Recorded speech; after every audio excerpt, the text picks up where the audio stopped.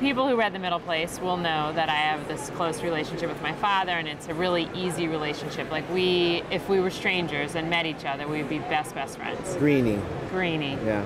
And I think many people feel that way about Greenie. He's just like an incredibly easy person to be around.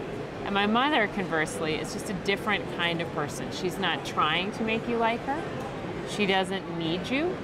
She doesn't need any new friends. She has a great routine that she likes to do each and every day.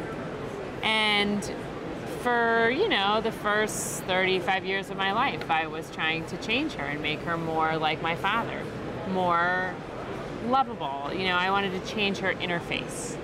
And I got over it. And so Glitter and Glue, the title comes from this expression that my mom always says, which is, your father's the glitter, but I'm the glue. And it's really true. And never a truer word was spoken. There's nobody in my family, generations wide, that would dispute the statement.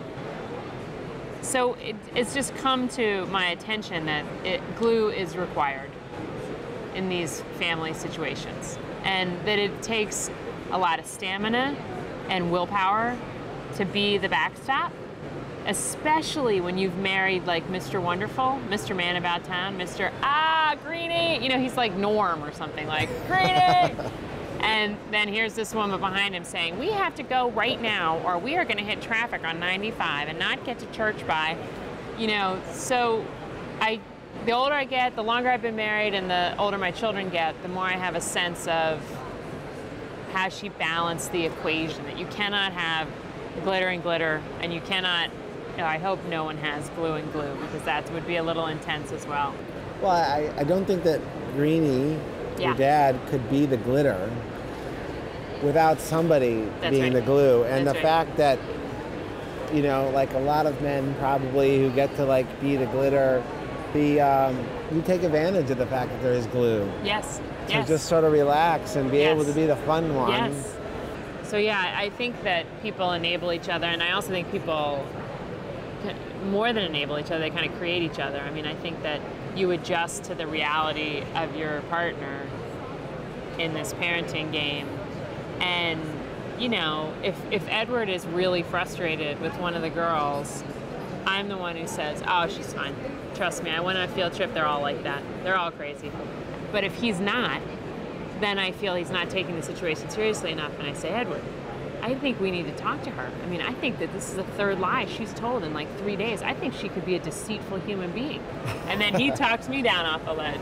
Well, the wonderful thing about Glitter and Glue is that you get to write about her, and she's here, and she gets to hear it. But that said, glue people aren't always comfortable with their life being on display like that, whereas your dad, Greenie, is like, hey, cool, she wrote about me. But how does your mom feel about... She loves it. She loves it. So I waited a long time to show it to her. I didn't, because I knew from the first 2 books that things change a lot from each edit. And I wasn't entirely sure that she wouldn't fall in love with some chapter that was then going to end up getting cut by me. And then her saying, what about the story? Me and my girlfriends at the beach. Why'd you cut that? So I kept waiting. And right before Christmas, it felt like it's only going to change 5 more percent. She knew you were writing it. Yes, and she kept saying, when am I going to see this book? I want to see this book. And I think what she thought is that I was going to hoodwink her, that I was going to give it to her the day before I went to press, and then she'd say, I don't like this. And then I'd say, I don't know, what should I do? I only have 12 hours, And I said, no, it's just all the time in the world. And everybody at Random House wants you to be happy. Nobody's going to force this. So I sent it to her finally. And once again, as with The Middle Place, it took her 9 days to get back to me. I mean, you don't think she read that thing cover to cover from the minute she got it? You just sat there. Who wouldn't?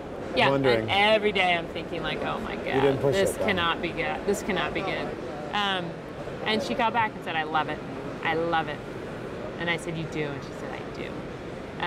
And then she just had one correction, that I had attributed some line to Sissy Zabel, and it was really Marianne Bailey that said it. And that was it. That's funny. Yeah.